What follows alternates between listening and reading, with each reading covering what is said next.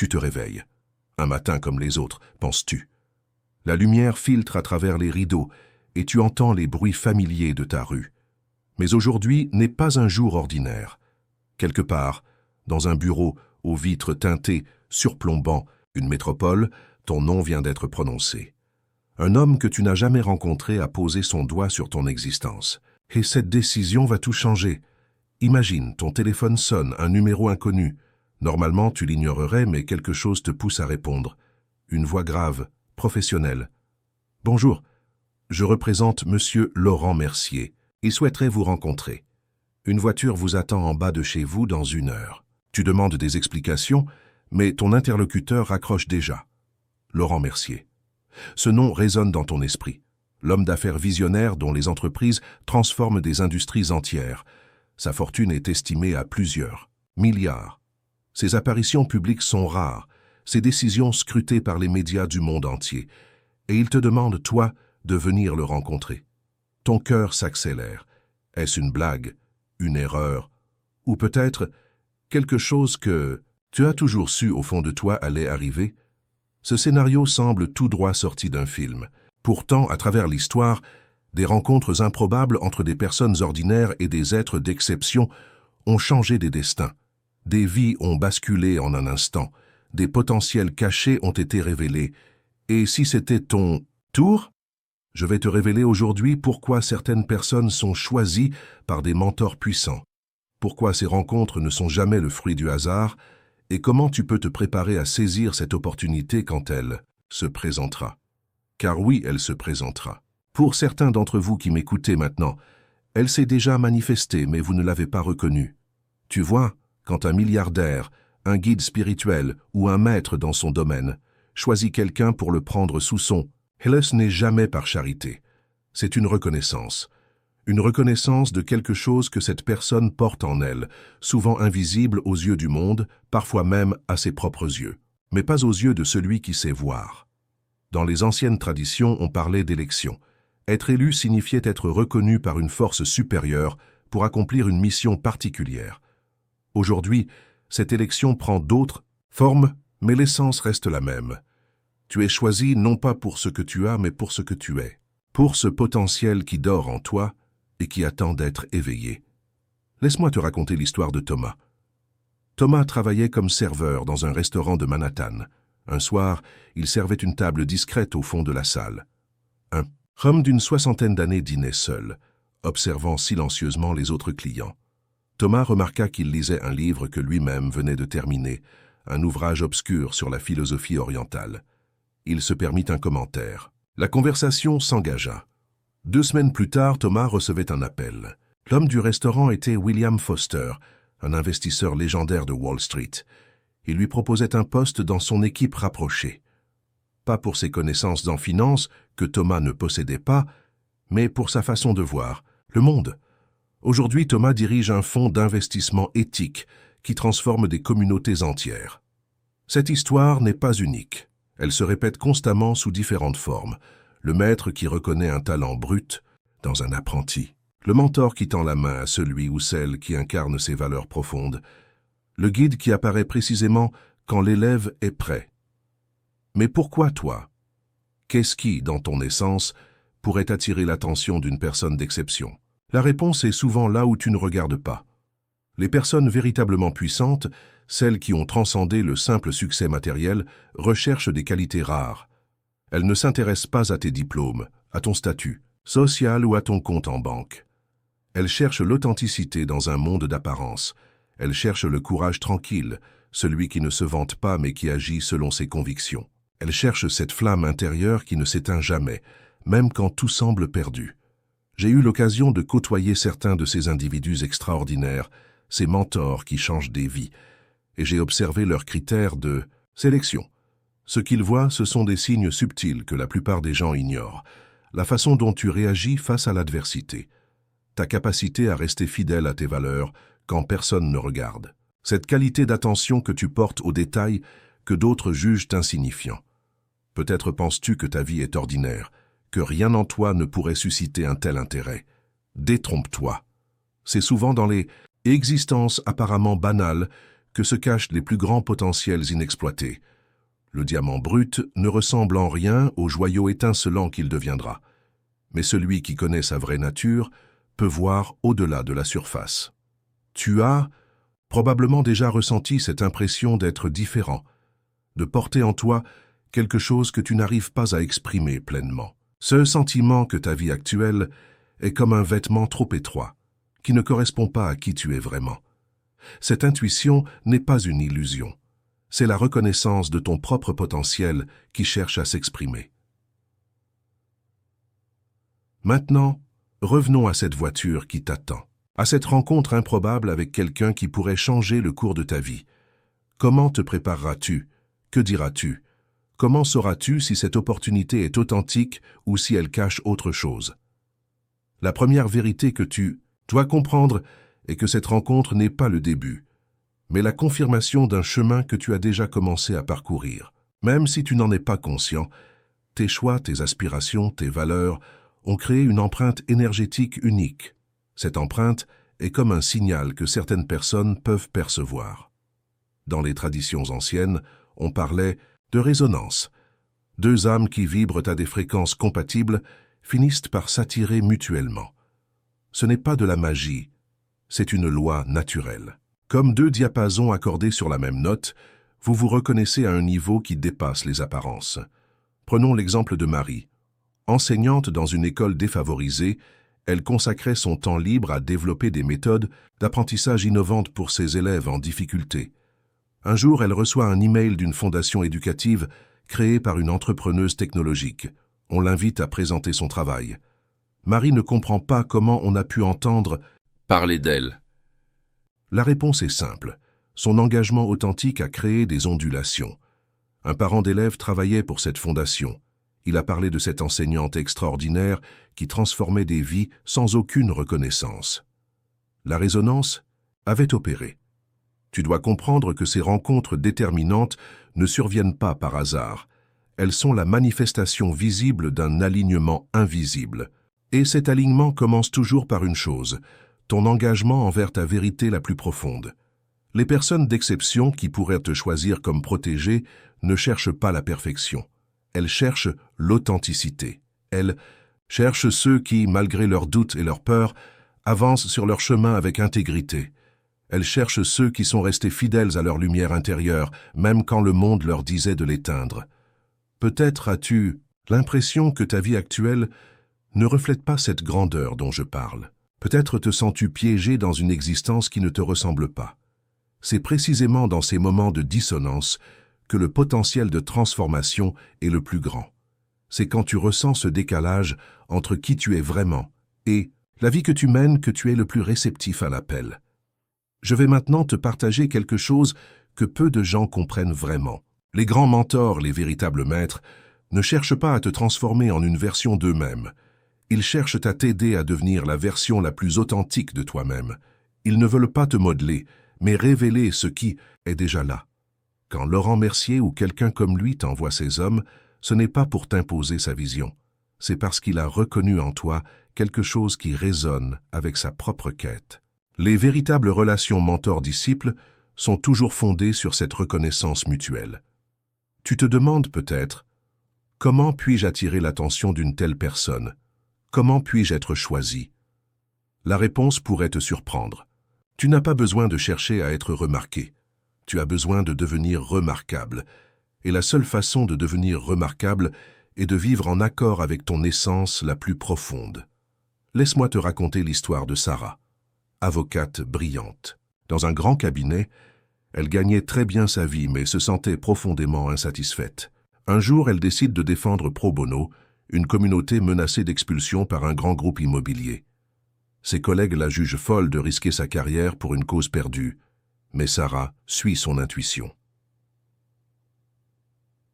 Après des mois de bataille, juridique acharnée, elle réussit à négocier un accord qui préserve les droits de la communauté tout en permettant un développement plus éthique. Un soir, alors qu'elle quitte le tribunal, une femme élégante l'aborde.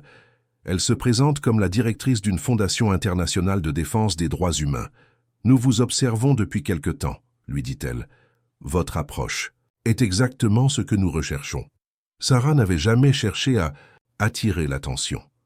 Elle avait simplement suivi ce qui lui semblait juste, et c'est précisément cette authenticité qui l'avait rendue visible aux yeux de ceux qui pouvaient reconnaître sa valeur. C'est là que réside le paradoxe. Pour être choisi, tu ne dois pas chercher à l'être. Tu dois plutôt te concentrer sur la manifestation sincère de qui tu es vraiment. C'est cette lumière authentique qui, comme un phare dans la nuit, guide vers toi ceux qui sont destinés à croiser ton chemin. Mais attention, tous ceux qui se présentent comme des mentors ou des guides ne le sont pas véritablement. Notre monde est rempli de faux prophètes, de gourous autoproclamés, d'opportunistes déguisés en bienfaiteurs. Comment distinguer l'authentique du factice? La première chose à observer est l'intention. Un véritable mentor ne cherche pas à te rendre dépendant, il cherche à t'élever, à te rendre autonome, à révéler ta propre puissance. Il ne te demande pas de le suivre aveuglément, mais t'encourage à développer ton discernement. La deuxième chose est la résonance. Quand tu es en présence d'un véritable guide, tu ressens une forme de reconnaissance profonde. Quelque chose en toi s'éveille. Ce n'est pas de l'excitation superficielle ou de la fascination. C'est une connaissance intuitive, comme si une partie de toi disait « oui, c'est par là ». Troisièmement, observe les actes, pas seulement les paroles. Un mentor authentique incarne ce qu'il enseigne. Sa vie est alignée avec ses valeurs. Il n'y a pas de contradiction entre ce qu'il dit et ce qu'il fait. Je vais maintenant te confier quelque chose de très personnel. J'ai moi-même été choisi à un moment de ma vie où tout semblait s'effondrer autour de moi. J'avais tout perdu. Ma carrière, mes économies, ma confiance en moi. Je me trouvais dans un parc, assis sur un banc, contemplant les ruines de ce que j'avais construit. Un homme s'est assis à côté de moi. Rien en lui n'indiquait sa stature ou son influence. Nous avons commencé à parler simplement, humainement. Je ne sais pas pourquoi, mais je me suis ouvert à lui comme je ne l'avais jamais fait avec personne. Il m'a écouté, vraiment écouté. À la fin de notre conversation, il m'a tendu une carte avec un simple numéro de téléphone. « Appelez-moi quand vous serez prêt à reconstruire, mais différemment cette fois », m'a-t-il dit avant de partir. Ce n'est que plus tard que j'ai découvert qui il était. Un entrepreneur visionnaire qui avait transformé son industrie et consacrait désormais sa vie à guider d'autres personnes vers leur plein potentiel. Notre rencontre n'était pas un hasard. J'étais prêt, même si je ne le savais pas encore. Et lui avait reconnu quelque chose en moi que je ne pouvais pas voir à ce moment-là. Cette expérience m'a enseigné que l'élection, cette reconnaissance, par un être d'exception, survient souvent quand nous sommes au plus bas. C'est dans ces moments de vulnérabilité, quand nos défenses tombent, que notre essence véritable devient visible pour ceux qui savent voir. Tu te demandes peut-être si tu es prêt pour une telle rencontre. Si tu poses cette question, c'est que tu es déjà en chemin. La préparation ne consiste pas à accumuler des connaissances ou des compétences. Elle consiste à cultiver ta présence, ton authenticité, ta capacité à rester centré dans ta vérité, même quand le monde te pousse dans une autre direction. Maintenant, imaginons que cette voiture soit réellement en bas de chez toi, que cet homme puissant veuille vraiment te rencontrer. Comment te comporteras-tu? Que diras-tu? La première chose à comprendre est que cette rencontre n'est pas un entretien d'embauche. Tu n'es pas là pour impressionner ou pour plaire. Tu es là pour une reconnaissance mutuelle. Une personne d'exception qui a atteint un certain niveau d'évolution spirituelle peut voir au-delà des apparences. Toute tentative de paraître autre que ce que tu es sera immédiatement perçue. La meilleure approche est la simplicité. Être pleinement présent, écouter profondément, parler avec sincérité, ne pas prétendre savoir ce que tu ignores, ne pas cacher tes vulnérabilités derrière une façade de confiance artificielle. Rappelle-toi, si cette personne t'a choisi, c'est qu'elle a déjà reconnu quelque chose en toi, quelque chose d'authentique et de précieux. Ton rôle n'est pas de lui montrer ce qu'elle veut voir, mais d'être suffisamment présent pour reconnaître ce qu'elle a à t'offrir. Cette dynamique est subtile, mais fondamentale. Dans la véritable relation mentor-disciple, il y a toujours un double mouvement. Le mentor reconnaît le potentiel du disciple, et le disciple reconnaît la sagesse du mentor. Sans cette reconnaissance mutuelle, aucune transmission profonde ne peut avoir lieu. Tu comprends maintenant pourquoi j'ai intitulé cette vidéo « Élu, un milliardaire t'a mis sur sa liste. Ce titre n'est pas qu'accrocheur. Il pointe vers une vérité profonde. Chacun de nous porte en lui un potentiel unique que certains êtres d'exception peuvent reconnaître. Être sur la liste signifie être reconnu pour ce que tu es vraiment, au-delà des apparences sociales. Mais j'aimerais maintenant approfondir une dimension encore plus essentielle. Cette élection, cette reconnaissance par un mentor puissant, n'est qu'un reflet d'une élection plus fondamentale, celle qui vient de l'intérieur, celle qui se produit quand tu reconnais et honores ta propre essence. Car la vérité, c'est que le plus grand maître, le guide le plus puissant, est déjà en toi. Cette sagesse intérieure, cette connaissance intuitive de ton chemin véritable, a toujours été là. Les mentors extérieurs ne font que réveiller et confirmer ce que tu sais déjà à un niveau profond.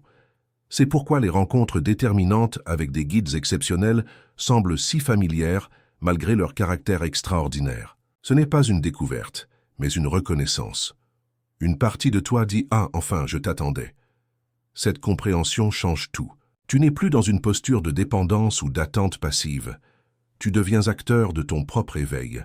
Tu cultives consciemment les qualités qui te rendent réceptif à ces rencontres transformatrices. Alors, comment cultiver cette réceptivité? Comment te préparer à cette voiture qui pourrait un jour t'attendre en bas de chez toi? La première étape est l'authenticité, vivre en accord avec tes valeurs profondes, même quand c'est difficile. Surtout quand c'est difficile, car c'est dans ces moments d'épreuve que tu forges ton caractère véritable. La deuxième étape est la présence, être pleinement là, dans l'instant, attentif aux signes et aux opportunités. La plupart des gens traversent leur vie à moitié, endormis, manquant les portes qui s'ouvrent devant eux, parce qu'ils sont perdus dans leurs pensées sur hier ou demain. La troisième étape est le courage d'être vulnérable. Paradoxalement, c'est en acceptant ta vulnérabilité que tu accèdes à ta véritable force. Les masques et les armures que nous portons pour nous protéger sont aussi ce qui nous empêche d'être pleinement vus et reconnus. Et enfin, la gratitude. Une profonde reconnaissance pour ce que tu es, pour ce que tu as, pour le chemin parcouru jusqu'ici. La gratitude est comme un aimant qui attire à toi des expériences qui résonnent avec cette fréquence élevée. Je vais maintenant te partager une pratique concrète que tu peux commencer dès aujourd'hui. Chaque matin, avant même de sortir du lit, pose-toi cette question. Comment puis-je être plus fidèle à mon essence aujourd'hui? Quelle est la chose, même petite, que je peux faire pour honorer qui je suis vraiment? Cette simple question, posée avec sincérité, commencera à réaligner ta vie avec ton essence profonde. Et c'est cet alignement qui te rendra visible aux yeux de ceux qui peuvent reconnaître ta valeur unique. Comprends bien, l'élection dont je parle n'est pas réservée à quelques privilégiés. Elle est disponible pour tous ceux qui sont prêts à faire ce travail intérieur, pour tous ceux qui sont prêts à se tenir dans leur vérité, même quand personne ne regarde, pour tous ceux qui sont prêts à suivre l'appel de leur âme, même quand la destination reste incertaine. Et si personne ne vient te chercher, si aucune voiture ne t'attend, si aucun milliardaire ne met ton nom sur sa liste, alors tu auras tout de même gagné l'essentiel, une vie alignée avec ton essence, une existence authentique et significative, la reconnaissance de ta propre valeur, qui est le fondement de toute véritable réussite. Mais je crois fermement que lorsque tu vis de cette manière, les rencontres déterminantes deviennent inévitables. Non pas parce que tu les cherches, mais parce qu'elles te trouvent. Tu deviens comme un phare dans la nuit, attirant naturellement à toi ceux qui résonnent avec ta fréquence unique. Je vois déjà certains d'entre vous qui doutent, qui se disent « Mais je ne suis personne de spécial. Pourquoi quelqu'un d'exceptionnel s'intéresserait-il à moi ?» Cette pensée même est ce qui te limite. Cette croyance en ton insignifiance est le voile qui t'empêche d'être vu. La vérité est que chaque être humain porte en lui une étincelle divine, un potentiel unique. Ce n'est pas de l'arrogance de le reconnaître, c'est de l'humilité. L'humilité véritable n'est pas de te croire moins que tu n'es, c'est de reconnaître exactement ce que tu es, ni plus ni moins. Imagine un monde où chacun vivrait depuis cette reconnaissance, où chacun honorerait sa propre essence et reconnaîtrait celle des autres. Les relations mentor-disciple ne seraient plus l'exception, mais la norme. L'évolution collective s'accélérerait de façon exponentielle. C'est vers ce monde que nous nous dirigeons, lentement, parfois douloureusement, mais inexorablement, et chacun de nous qui fait ce travail intérieur contribue à cette évolution. Alors, oui, peut-être qu'un jour, ton téléphone sonnera, peut-être qu'une voiture t'attendra, peut-être qu'un être d'exception reconnaîtra ce que tu portes en toi.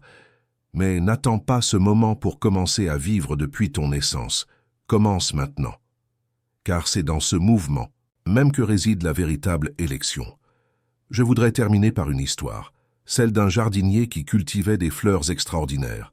Un jour, un riche collectionneur visita son jardin et fut émerveillé par la beauté et la vitalité de ses plantes. « Quel est votre secret ?» demanda-t-il.